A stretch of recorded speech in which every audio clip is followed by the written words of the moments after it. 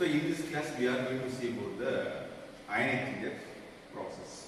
Okay, the why we need for the anion-exchange method. Okay, you see the water.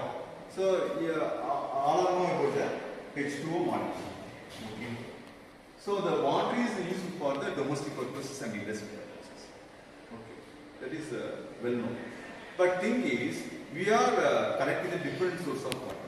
So river water and pond water and borehole water, even sea water. Okay, so we should know about the impurities. So what kind of impurities are present in the water? Anyone? What kind of impurities? Huh? Plastics. Okay. So we classify three types of impurities. So one is the chemical impurities, physical impurities, and biological impurities. So there are three kinds of impurities. First one is the physical impurities. Second is the chemical impurities.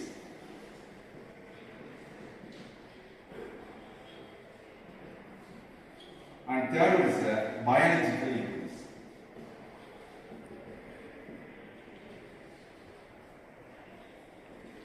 Okay. So there are three kinds of impurities. Okay. You take any kind of water except rainwater. So it contains the impurities. So we mainly classify three categories. Okay. There's a physical and chemical and biological. He said also the one kind of impurities plastics. So we observe the river side and sea side. So these are the frequently we observe. So these are the physical impurities. We can easily remove the filtration method. Whereas it is not applicable for the chemical impurities. How can we remove it? So you know that. So 1 gram of salt dissolved in the water. How can we filter it? How can filter it? For example, you have the 1 liter of water. You add the few grams of sodium chloride. How can you remove it? Filtration method is applicable? Applicable or not? It is not applicable. And biological. So biological impurities means in terms of unwanted bacteria. So what kind of bacteria are available?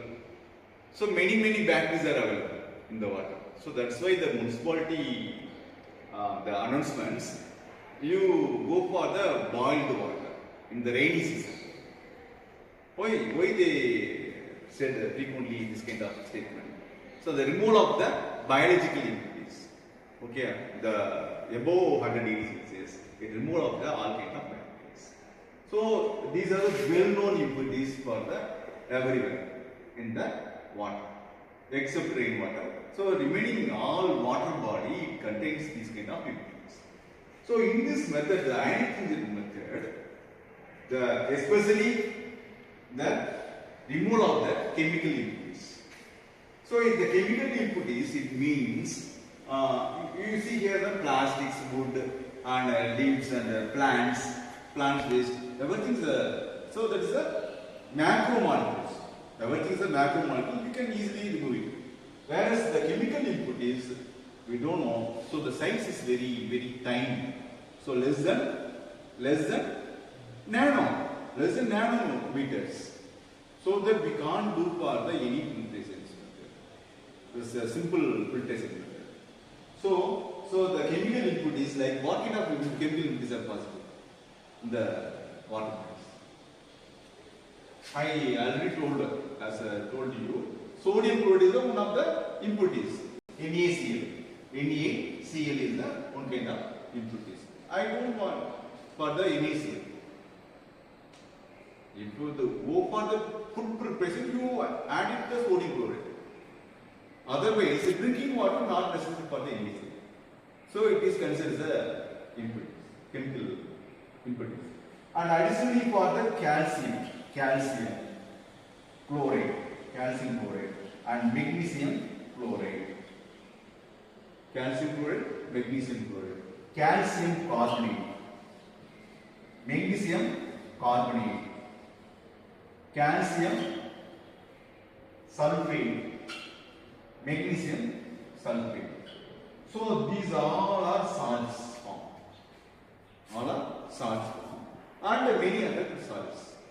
for the particular salts, and many salts are present in the single drop of. Okay, but we go for the industries, for the production industry, textile in nearby, there's a nearby cities production of textiles. The main textile industries is based on the water sources. Tirupur is one of the textile industry. Here also, in Coimbatore also, top of the industry is there. Okay, so pouring industries, textile industries used for the plenty of water per day. Nearly 5 lakh liters or 10 lakh liters per day. For the treatment process, what kind of treatment? The manufacture of textiles, so washing and dyeing, so different steps are there. So we need for the purest form of water, no need for the impure form of water. Okay, so we remove all of these kind of impurities by this method. This is anion-exchange process. Okay, so the anion-exchange method, the removal of the chemical impurities like salts, like calcium chloride, magnesium chloride, then sulfate, calcium and magnesium sulfate like that. So in this method we have used the 2 columns. So one column with the cation resin and another column filled with the anion resins. Okay. So you know that. So where, for example, we take for this example, this one, this is a salt. How can write this cation and anion? Yes, exactly. This is a Ca2 plus SO4 2 minus. This is a cation. This is a cation. This is a anion. Okay. So in this method, ion exchange means they exchange the ions. So it is a removal of calcium, another resins, removal of the sulfate ions. So that we use it for the 2 columns. So cation resin and anion resins. The cation resin is removal of calcium and anion resin removal of the sulfate. Okay, so that this kind of approaches, the impure water is converted into the pure water. This is a simple approach. Okay, the removal of the chemical impurities by this method. So we inlet water is the impure form of water, but we should remove of the which one? Physical impurities.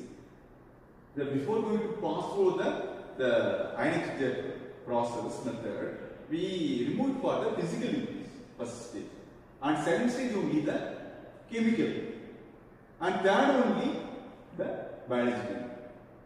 Okay, even virus also pretty tiny particle. Virus. So bacteria is a micron size. So micron size or nano size, any kind of bacteria or virus. So only the process. You go for the temperature above 100, 120 degrees Celsius. It will roll up the all kind of bacteria.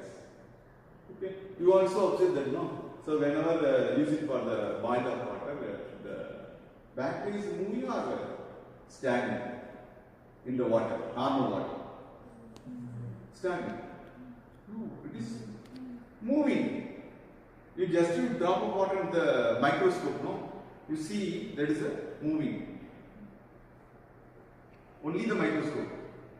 Naked eye we can't see about the movement of the bacteria. So we don't go for that kind of investigation. That we boil the water. What happened? It's completely destroyed the bacteria. Okay. Where it is after the boiling, where it is available, the kind of bacteria? Huh? Where? It's the top of the water. So that is looks like some that's layer. So that is, it confirms that all bacteria are killed. It's floating on the surface. Okay, but we can't remove the salts. So only this kind of method we can remove this kind of salts. Okay, this is one of the simple and inexpensive method we can convert the there's an impure to purified water. Okay. So any doubts? No doubts. But why we are doing such kind of approaches means we maintain the quality of water. So this anion-exchange method is not suitable for the drinkable grade, only for the industrial applications, for the textile industry or cement industries and so the pharmaceutical industries. So that kind of industrial approaches, this is the best one. Whereas we go for it for the domestic level water, we go for the reverse osmosis, RO system. Okay. So any doubts? So next one.